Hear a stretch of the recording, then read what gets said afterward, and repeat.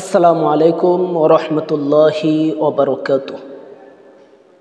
সম্মানিত দর্শক, আলোর পথে টিভি চ্যানেলের পক্ষ থেকে আপনাদেরকে জানাই শুভেচ্ছা ও অভিনন্দন। আমি আপনাদের সাথে আছি মোহাম্মদ উসমান গনি সেলিম। আজ আমরা জানতে পারব, এক ভাই প্রশ্ন করেছে, হুজুর, দাড়ি লম্বা না করলে গুনাহ হবে কি? অনেক সুন্নত তো আমরা আদায় করি না, তবে দাড়িও তো রাসূলুল্লাহ সাল্লাল্লাহু আলাইহি ওয়াসাল্লামের এক সুন্নাহ।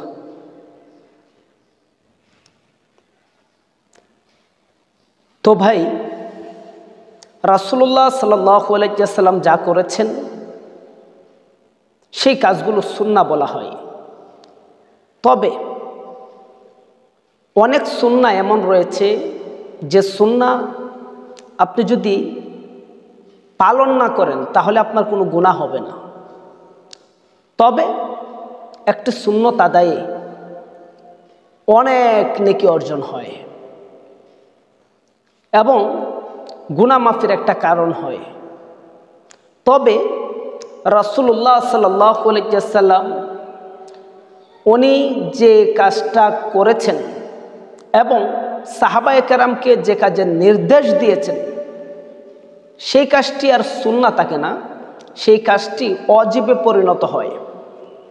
ঠিক একই রকমভাবে দাড়ি রাসূলুল্লাহ সাল্লাল্লাহু আলাইহি ওয়াসাল্লাম নিজে রেখেছেন এবং তার উম্মতদেরকে দাড়ি রাখার কড়া নির্দেশ দিয়েছেন। এই জন্য দাড়িটা শুধু খালি সুন্নত নয়, বরং এটা ওয়াজিব হয়ে গিয়েছে। যেহেতু ওয়াজিব, এটা আপনি না রাখলে অবশ্যই আপনি গুনাহগার হবেন।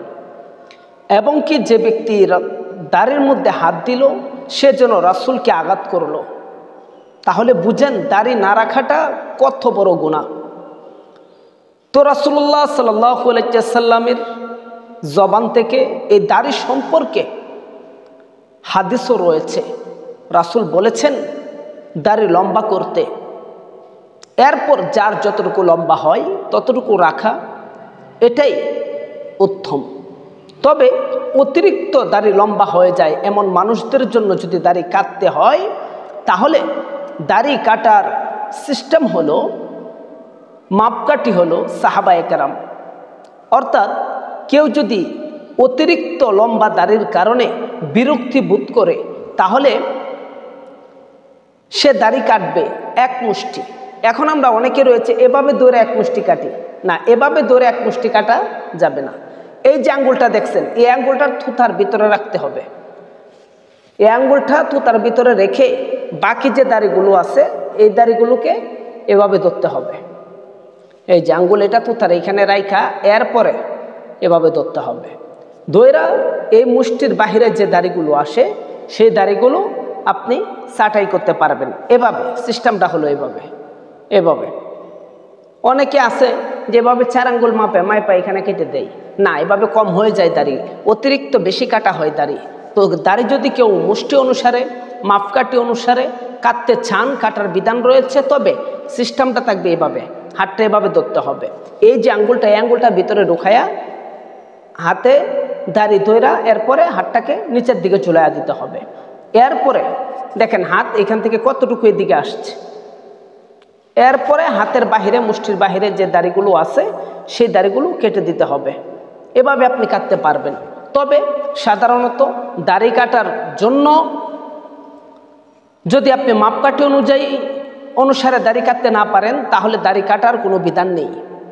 তবে অতিরিক্ত লম্বা হলে মাপকাঠি অনুসারে যদি কাটতে চান তাহলে কাটতে পারবেন, তবে এক মুষ্টি। আর মুষ্টিটা কীভাবে? এই যে এরকমভাবে, এই আঙ্গুলটা ভিতরে দিয়া এরকমভাবে। তো আপনারা আশা করি বুঝতে পেরেছেন, দাড়ি রাখা শুধু সুন্নত নয়, দাড়ি রাখা ওয়াজিব। আর ওয়াজিব তরক করলে অবশ্যই আপনি গুনাহগার হবেন। এই গুনাহ থেকে আপনি বাঁচতে পারবেন না। আল্লাহ তাআলা আমাদের প্রত্যেককেই দাড়ি রাখার তৌফিক দান করুন। আমিন।